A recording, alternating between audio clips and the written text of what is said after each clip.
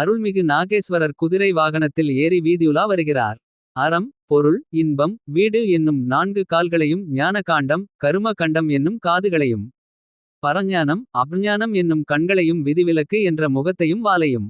ஆகமங்கள் என்னும் அணிகளையும் மந்திரங்களாகிய சதங்கை கிண்கிணி மாலை சிலம்பு என்பவைகளையும். பிரணவமாகிய கடிவாளத்தையும் அறுவகை புறச்சமயங்களாகிய போர் செய்யும் சேனைகளை வேறுடன்.